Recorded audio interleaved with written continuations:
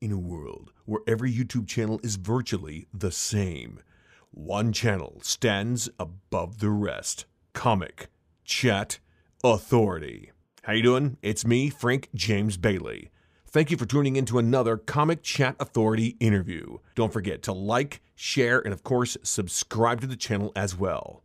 And now, here's your host, Cody. So how's it going, my Comic Chat Army? We're here today with Paul Eza, the creator of Heroes and Zeros. How you doing, Paul?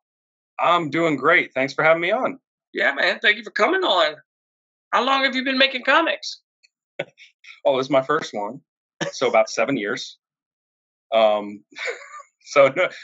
joke. I actually started writing this in secret in my spare time. And there's reasons for the secrecy of it. But basically it was a big part of it was, of course, insecurity. I hadn't written anything in creative writing in 20 years. And, throw that in with a heavy dose of, at the time, ADHD.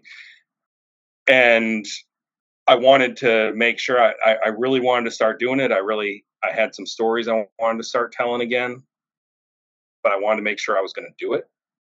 And I wanted to make sure it was going to be something I was proud of before I actually showed anybody or told anybody about it.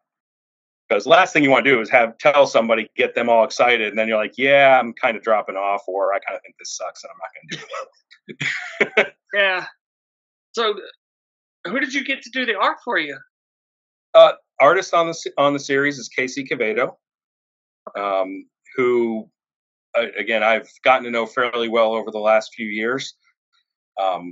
Didn't know at all when we first chatted. I think I had spotted him out on Twitter during one of the Portfolio Day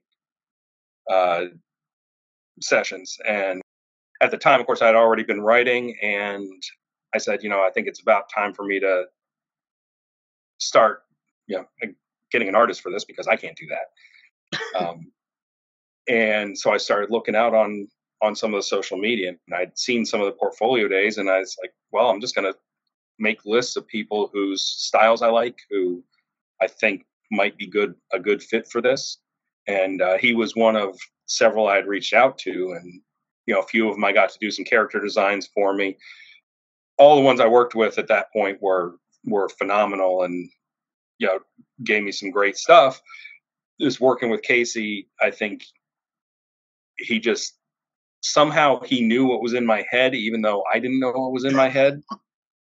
And when he sent me the character designs, I think I had like one minor suggestion or one minor tweak, and he sent it back, and the characters he sent me are the characters on the front cover of the book. And then when I got past that point to where it was like, okay, now it's time to start doing some pages, he was the first one I reached back out to and said, hey, are you interested in doing this and getting on board? And he's been absolutely phenomenal. I honestly, I can't believe that I was able to find this guy and have him jump on with me.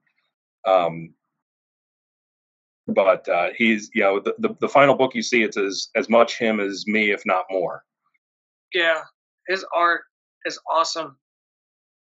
So what's the elevator pitch of Heroes and Zeros?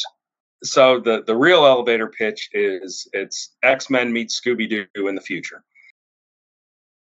So we have a murder mystery set in a world that's sort of almost a reverse X-Men. The majority have some sort of superpower. The minority, the Zeros, have none. And so, and one of the reasons I wanted to do it that way is, number one, taking that sort of X-Men premise of abilities coming through evolution. Mm-hmm.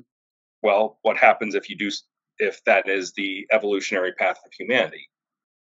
Put it out several 100,000, however many years in the future, and most people are going to have some sort of powers.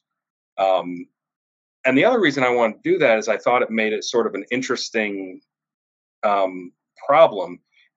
In the X-Men comics, obviously there's a lot of many, many layers to it, and I'm not trying to minimize. Anyone who's read them knows that. But you still have people who are who have these powers, who have these abilities, who can do things that most humans can't. So we're now faced with three people in a world where most people have powers, and now these people without those extra abilities are still the ones who have to save the day and have to solve the problem and solve the murder of the world's most powerful man, most powerful, most prominent. Everything is a shock to the system of society that this person even could be murdered, much less that somebody would want to. And so that's where and that's not a spoiler. That's been through the. I decided a long time ago that murder is kind of one of the things that's going to draw people in that scenario. So we learned that early in the book, that this character Eric Peterson has been murdered, and that these three zeros, Allison, Cassandra, and Isaac, plus our trusty sheepdog Sherlock, for reasons we don't quite know yet, are the ones that have to solve the crime. And then as we start peeling back those layers, we find out more about the accused killer. We find out more about why these particular people are being brought in. And it just kind of takes off from there. Okay. Is number one on Kickstarter now? No. Number one successfully funded on April 9th. The campaign ended. We blew away all our goals. I was absolutely thrilled with the support we got.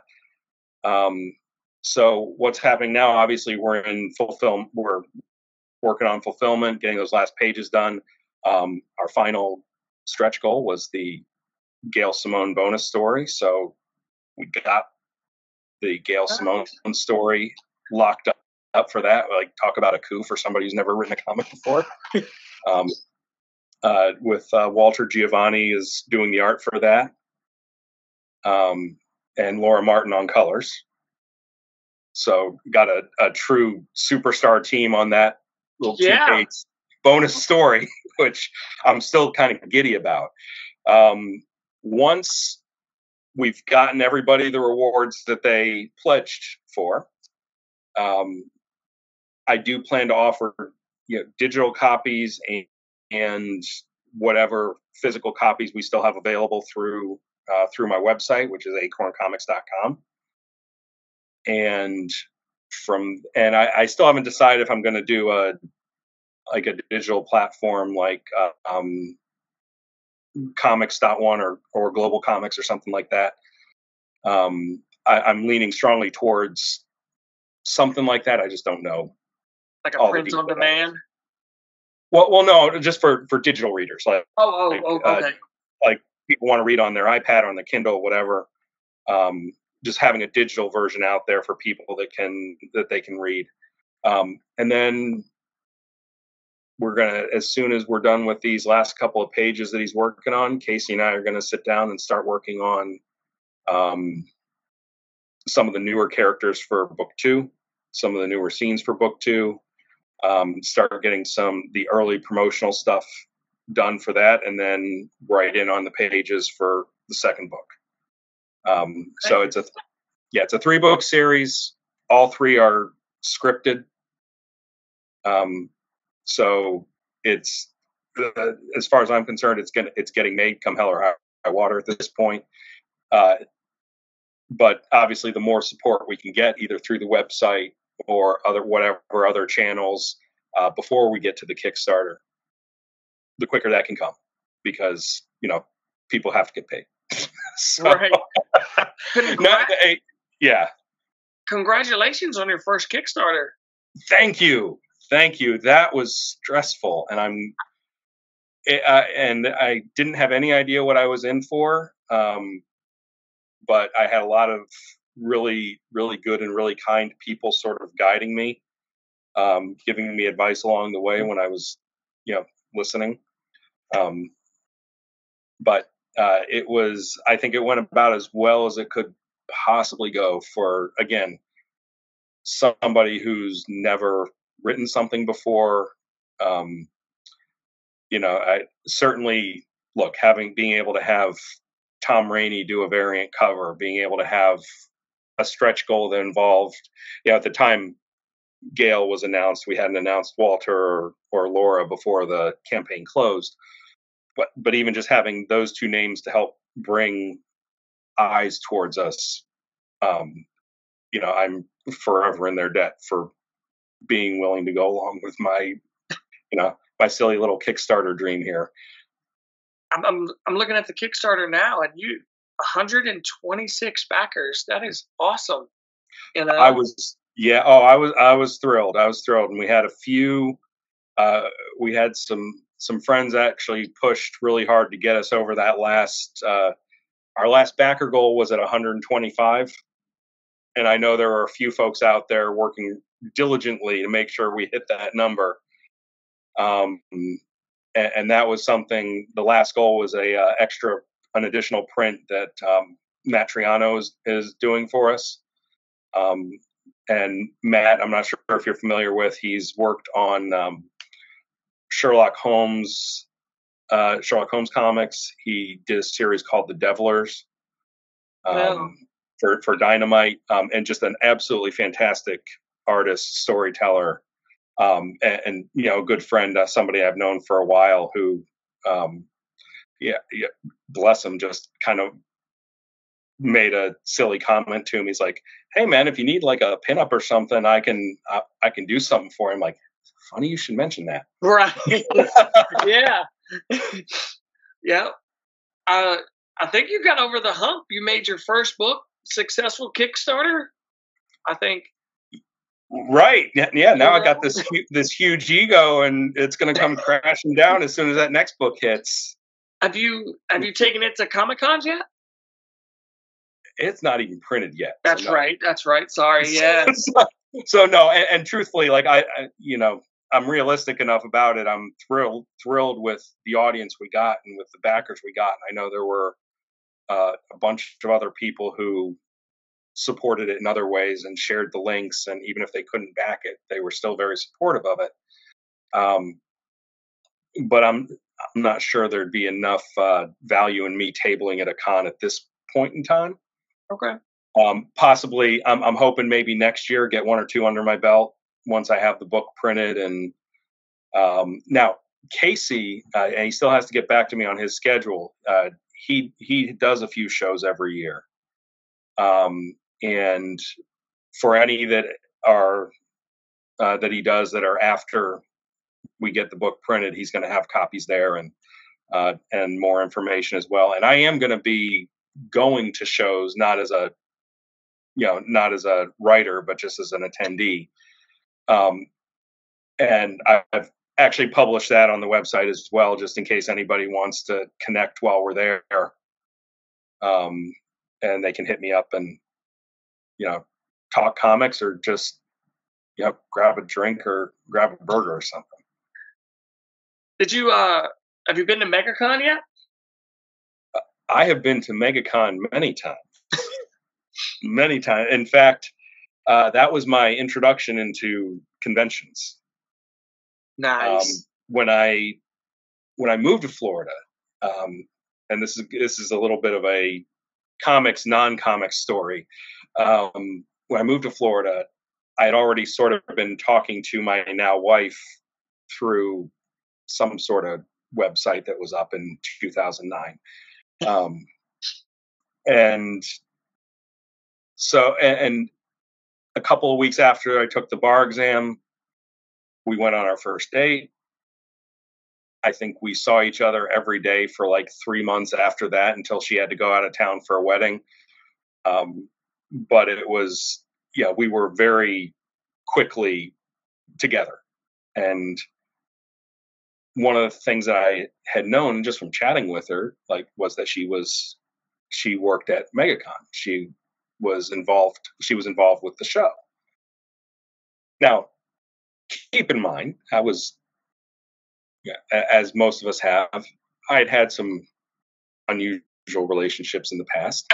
Had some folks tell me things that maybe didn't turn out to be 100% accurate.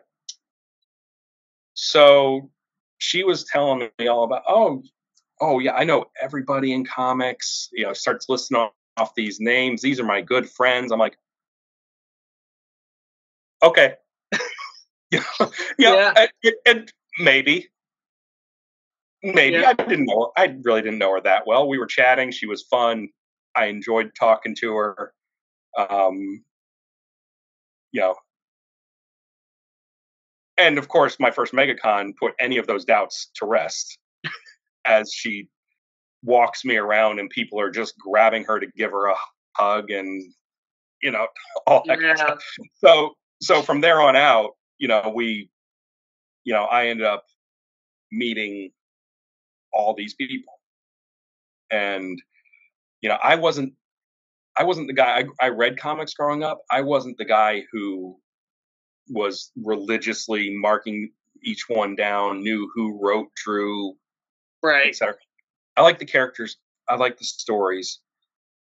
But I think this is a good thing for me when I started meeting some of these folks. It wasn't, oh my god, I'm meeting my childhood hero. It's, I'm meeting my wife's friend who does something cool for a living. And they probably appreciated that. I think most people do. You know? I say most. When I was in college, I worked a lot of concerts, met a lot of. Most people just want you to treat them like a person, like, Yeah. and that's there's a few exceptions that want to be put on a pedestal by everybody they meet, but that's few and far between. And I absolutely love the comics people I've met, and some of the best people and now some of my best friends. Nice. But just by and large, one of the most kindest and most welcoming groups of people that I've ever been around. Oh yeah. Absolutely. So, dead or alive, who would you like to make a comic book with? Your dream team. Uh, I'm I'm gonna have to go not alive because I don't want to piss off anybody that's still alive and have to have this conversation at the next con. Right. But I mean George Paris. Okay. Yeah. And George actually was a very good friend of ours, and I'm a little sad that I never told him I was doing this because I hadn't told anybody yet. Right. And I know he would have been the most supportive person ever. But once he got sick, I'm like, that's not, that wasn't the time. Yeah. Like Right. it wasn't going to be. That was no longer. At that point, it was not the time to bring in your own personal stuff like that. So it was. And I don't want to get too sad, too mopey, because again, I have so many great memories of George. He's one of the best people I've ever met in any capacity of life. So, but yeah, if I had the ability, go back and say, George, would you make a comic with me? I would do it in a heartbeat. Yeah. Is there anything you want to say before we go? Nothing that we really haven't talked about. Just again, thanks for having me on. For everybody watching, please keep your eyes out for Heroes and Zeros. Go to acorncomics.com. You can sign up for the newsletter there. And that's, if you're not already a backer, that's the best way to keep up with what we're going to be doing. And please go do it, because we got Heroes and Zeros 2 coming, and we've got some other fantastic stuff that hasn't been announced yet, but I'm hoping will be announced in the next couple of months. And I'd love to get y'all in on the ground floor with those two. All right. Thank you for taking the time to come talk with me. Hey, thank you. Great talking to you. What? You mean you haven't subscribed to Comicchatauthority? Oh, come on. Subscribe already. What are you waiting for? It's no big deal. Like, man, don't forget to tell him to hit that like button. Yeah, that too. Just subscribe.